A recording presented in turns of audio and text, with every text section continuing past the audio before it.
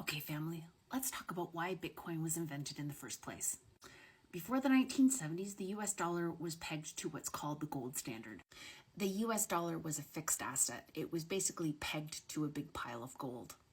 And we can thank Nixon, I'm not a criminal, because in 1971 he took us off the gold standard, primarily to combat economic instability. And by ending the gold standard, Nixon wanted to address economic issues that were happening in that time. But after Nixon ended the gold standard, we saw a significant rise in inflation and government spending. Now, as the government spends more, the national debt increases, and they need to borrow more money in order to cover interest payments and budget deficits. So they issue bonds that the central governments buy and that the government promises to repay. Then they go and print more money. It's really just a big Ponzi scheme. Or kind of like robbing Peter to pay Paul, or George, or Ringo. Ringo. But I digress. This is what's known as quantitative easing. And the money printer is just gonna keep going brrr, because they're never gonna be able to pay down the debt. Like ever.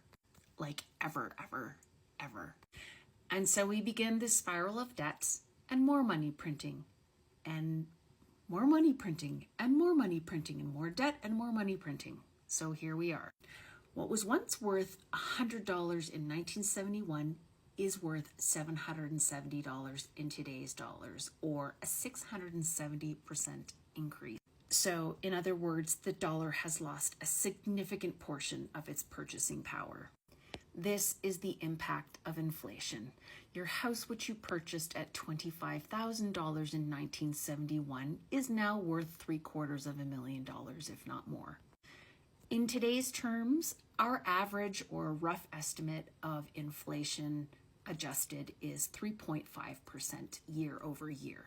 But a lot of experts will tell you that's been adjusted by the governments, and every year they seem to make new rules about how inflation is calculated. And it's probably closer to 7% every year. That means you are losing 7% of your purchasing power on your dollar every year. How does that 2% interest rate that you're getting from your bank look now? This is an oversimplified explanation, I know, and I'm certainly no macroeconomist, but I would like to play one on TV one day. Hollywood, are you listening? But stick with me here because things are about to get juicy. So, back to today. Bitcoin solves this problem by having a fixed supply of only 21 million coins. And currently there are approximately only 18 million that have been mined. It's hard programmed in, and it will never change. There will never be more than 21 million coins. It's a fixed asset. And it's the only asset that can never be inflated. In fact, the general consensus is there's about 1/3 of the coins that are actually in supply that are missing. I mean, can you imagine knowing that you lost 7,500 Bitcoins because you threw out a hard drive that contains your personal keys on it? Can you really? This shit really happens. And the scarcity means that it's going to preserve its value. And it's going to be a hedge for fiat currency, which is continually being devalued and debased because of monetary printing. I mean, potentially, a girl can dream, right? Bitcoin can serve as a new gold standard for global currency, and it's already happening in countries like El Salvador. And this is why investors are aping into, like by the billions, into the ETFs that have all just been approved in the US. And they've been fully sanctioned by the SEC. And many other countries like here in Canada and Australia and Germany and Liechtenstein. Did I pronounce that correctly? Liechtenstein? They already have ETFs. And many other countries like Japan, South Korea, China, they're all jumping on the bandwagon as well right now. Think about the money that's going to come in from the southern wealthy states, China, the rest of the world. It's insane. And adoption is scaling like crazy with this institutional buy-in now. This wall of money that keeps coming in day after day.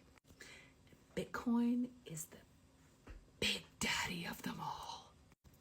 Cryptocurrencies and Bitcoin in particular have the ability to transform the future of finance.